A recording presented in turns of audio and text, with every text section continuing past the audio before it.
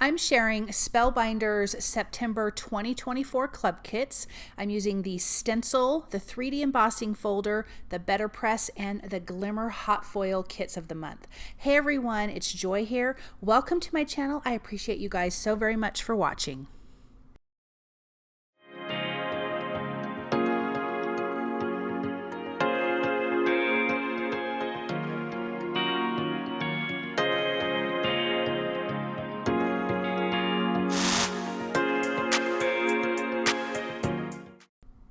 I'm going to start off by foiling. I'm starting with, it's a bunch of sentiments in the Glimmer Hot Foil kit. I'm going to be using the Aura foil because that's what I want to use on my project. That's not the foil that came in the kit, but obviously you can use whatever colors you want. I am going to foil a few times because I do need a lot of the thanks sentiments. I actually need 4 of those, and there's a coordinating die for that. And then there's other sentiments that say other things. I did foil a lot of them, but I only ended up using 2. Here is that coordinating die. I'm going to tape this down. I am just actually foiling on my Nina 110 pound cardstock, and it actually did pretty well because I'm out of my 120 pound cardstock. Now, I'm also going to be foiling the Betterpress images. I'm not going to be inking those up this time. There's beautiful leaves, you guys. It's so pretty. So I'm going to tape these down. I have 3 of these. This is going to be one of our backgrounds. I will say that I needed to add a shim. I had to foil this twice, which is why I'm glad I had a hinge. That bottom one didn't foil the greatest. It had a few little spots, but I'm going to show you how I'm going to fix that because I didn't want to foil again. I didn't want to waste this because the other 2 foiled beautifully. So we're just going to hide it a little bit, and I'll show you what I did with that. So I am using 3 different kinds of foil for that. I am using, let me tell you, copper, blush, and aura foil. Those are the 3 foils that I'm using on this. Sorry, I had to go grab those. So I'm trimming that down. So we're going to have 3 different fun colors on this background. I'm also going to do another one. I'm trimming it off camera. I'm going to do another leaf card using the Betterpress system as well because I just thought they were so pretty, and what a fun way to do it with these fun kind of fall colored foils. So I'm going to get all those placed down, put it on my Glimmer Hot Foil system. Then I'm going to run that through my die cut machine once it's ready. But while I was waiting for that to heat up, I'm going to do this one leaf right in the center.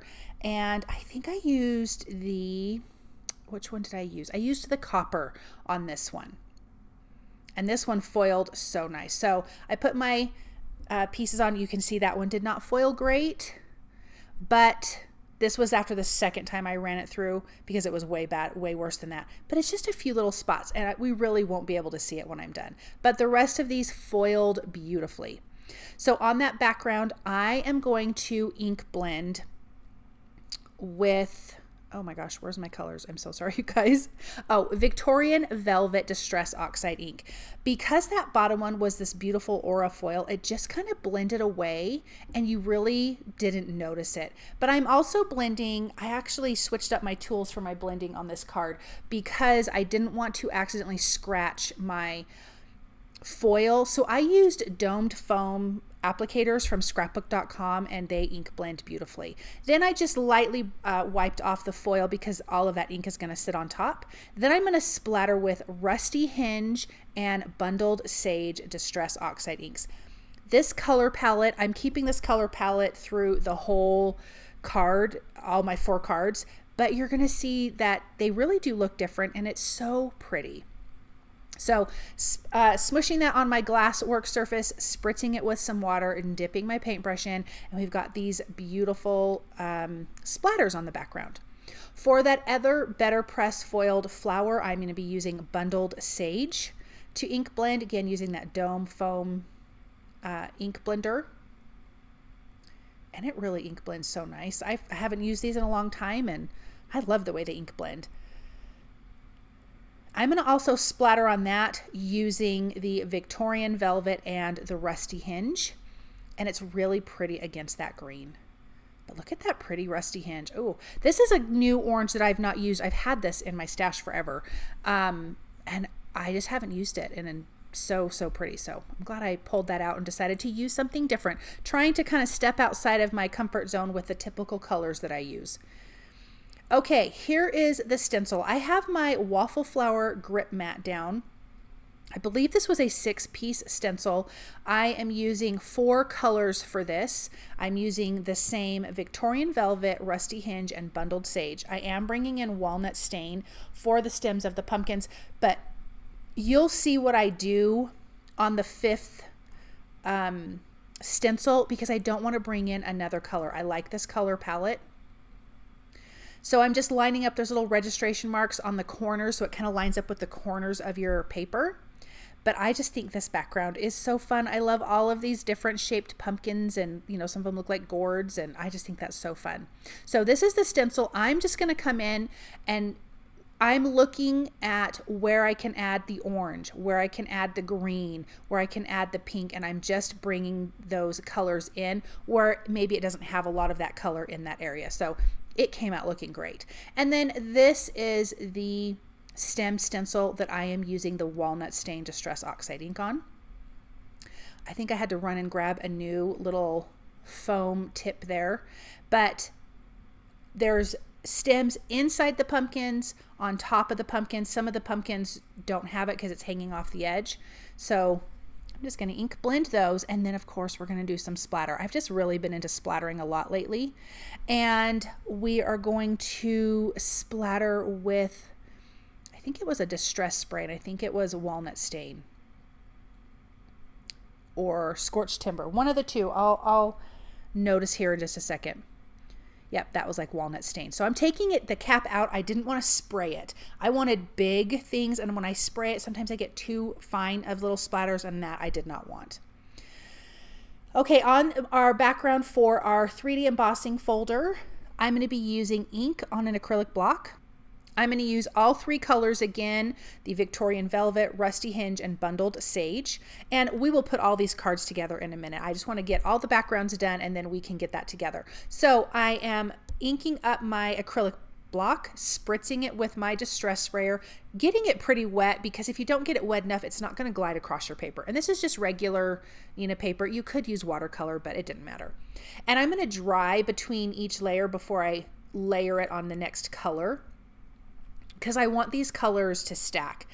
And I will tell you, this ends up being my favorite card. And I just thought it would be fun to have all this beautiful color on the back, run it through our die cut machine in that 3D embossing folder. But then I'll show you the little extra step I do on top that really helps the pumpkins kind of pop out. So again, just heating that with my heat tool before I bring in the next color. I don't want it to get muddy. I just want it to be layered on top of each other. So I'm going to bring in more of that Bundled Sage, which I think is such a pretty green. And let's do a little bit more of that Victorian Velvet up there. And then I think we're going to do that Rusty Hinge there at the top right corner. Yeah, that looks beautiful. We're going to dry that up just a little bit. I didn't want it soaking wet and getting ink all over my whole background, but it's okay if it's a little bit wet because you actually get a better image if your cardstock is a little bit damp. So I'm just going to run that through my die cut machine, and then we've got this beautiful background. I did let it dry a little bit more, and I'm taking a little bit of sandpaper and lightly sanding the flowers because they have they seem to be popped up a little bit more. I want those areas to be a little bit lighter. Then I'm going to take Hero Art's Unicorn ink, but can you see those flowers? Isn't that pretty? And I'm going to lightly brush over the whole top of this. So you really want to make sure it's dry because you don't want to ruin your ink pad with other colors. But as I'm doing this, I think you'll start to notice that some of these pumpkins and images are going to start popping off the background. So you can really start to see them more, and it looks so pretty. I love that. Then I am using scrapbook.com's Harvest Patterned Paper. This is the paper I'm going to be using for all the backgrounds, all the mats of these cards. I'm just seeing which ones match perfect. What is really funny about this is my color scheme I had picked before I even looked at this pattern paper, and it really happened to go quite nicely. So we're going to use this fun striped paper, which I had my eye on for a little while, and I'm like, I can't wait to use it. It's so pretty. So I think it goes really nice against that Victorian velvet background. So I'm going to trim that down so we can see a lot of those stripes. And I do want this to be popped up with some foam adhesive. So I'm using my 2mm foam adhesive roll. I'm going to center that. Then I'm going to place this thanks on a diagonal. Of course, I want that to have some dimension. So I'm using 2mm foam adhesive strips. All of my adhesive is from scrapbook.com. I love their foam adhesive, you guys. And as much as I put dimension on my cards, I really need a good foam adhesive. So I love that they have different sizes, like in these strips. And I think they may have it in the squares, but don't quote me on it. And maybe in the roll. They have like 1mm, 2mm, and 3mm. So they have different sizes, which makes me very, very happy. I am going to use champagne pops of color on a couple of my cards, on this one as well. I think it's just a nice little glittery, it has a little glittery something. We have all this beautiful foiling in one way or another on our cards, and so I just wanted to add a little something extra.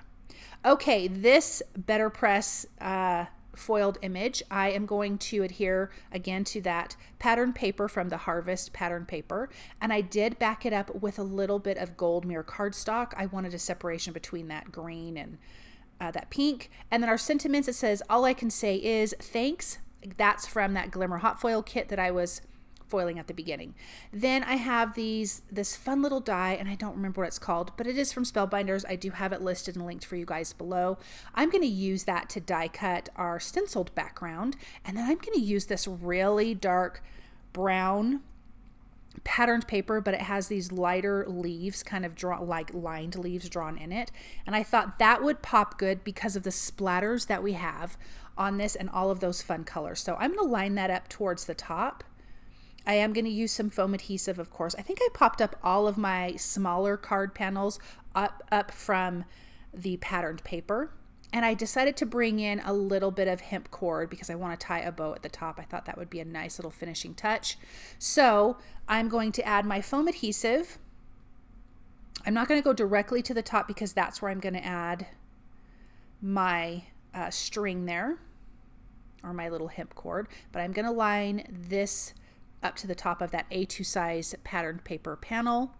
And then I'm going to wrap this around. I'm just going to quickly lay out where I want things. Then I can tie my bow, and I will trim off some of that excess. I always end up cutting too much. And then of course foam adhesive behind my sentiments, and let's put that in place. So this says, thanks for being a friend.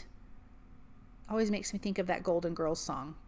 And then for our 3D embossed background, I'm going to tear down the edges. You can see I've got this fun kind of checkered patterned paper from that Harvest pattern paper. That's going to be our background. And this sentiment I'm going to do differently. I'm just using the word thanks because I did not want to cover up all of these pumpkins. This is my favorite one. I think it's so pretty, those colors, and then having that white ink over the top really makes them pop. So I'm going to go sideways with my sentiment. It will not be popped up with foam adhesive, and I do decide to actually bring in some of that hemp cord. And I'm not going to tie a bow this time. I'm just going to tie a little knot, and I will add some of that champagne pops of color to it. So I'm just going to tie a little knot up here, trim off a little bit of that excess. And then I'm going to tuck my sentiment underneath. And I think that turned out really super cute. Let's add those little pops of color. Again, a little bit of glitter. And all of these will be adhered to a white A2 size card base. Let me know in the comments which one is your favorite. This one is my favorite. I love all those colors. I love all of them. I think the color scheme is different and fun for fall, but look at the foiling on the Betterpress leaves. Oh, it's so pretty. And then of course the sentiments are gorgeous, and I love this layering stencil. I think this is my second favorite. I think it turned out so fun.